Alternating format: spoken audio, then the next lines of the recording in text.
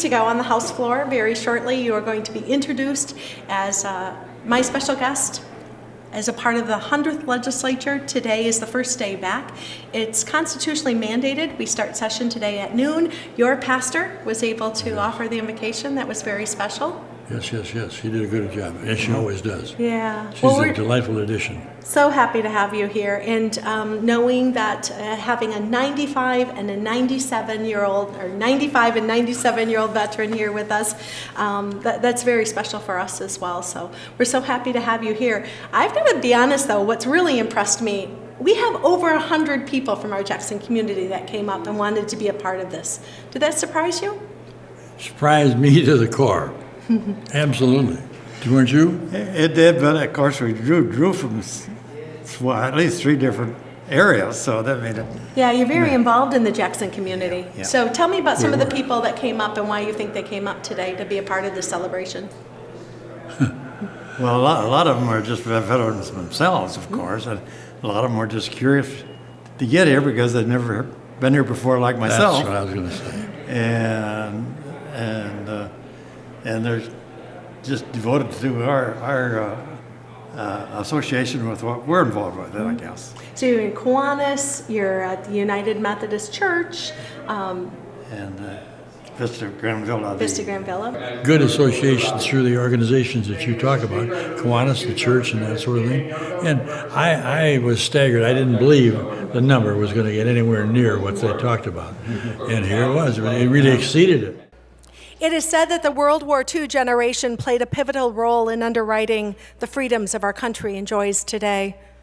Today, Michigan's 100th legislature recognizes and reflects on the past actions of our veterans, including these gentlemen, not only because they inspire us today, but because they shape our tomorrows. These men were ordinary people until they heard the call of duty and answered it. They left their families, their homes, their lives, not for recognition of fame or even the honor we bestow on them today.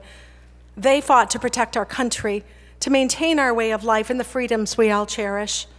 Thank you, gentlemen, for answering that call to duty. Individuals like you have made our armed forces the most respected in the world. The service members we honor today share several fundamental qualities. They possess courage, pride, determination, selflessness, dedication to duty, and integrity, all the qualities needed to serve a cause larger than oneself. They were ordinary people who responded in extraordinary ways in extreme times. They rose to the nation's call because they wanted to protect a nation which has given us so much. To both of our guests here today, while none of us truly sitting here on the House floor or in the gallery truly understand the difficulties and trials and service that you went through, we'd like to thank you. It's through your service that has inspired many of us sitting here today or in the gallery to serve our country. Many of us sitting here or in the gallery have had the opportunity to share your story in our classrooms. We have the opportunity now to pass them on to our children or to our grandchildren. We'd like to thank you for your service to our country. We'd like to thank you for the example you set and for the inspiration that we have every day. Every day we stand here and do the Pledge of Allegiance, we have you to thank.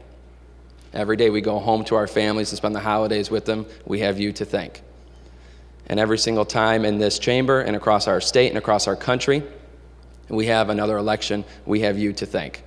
So on behalf of the Michigan House of Representatives, one last time, I'd like to ask my colleagues to join me in thanking them for the service to their country and for joining us here at the Michigan House of Representatives.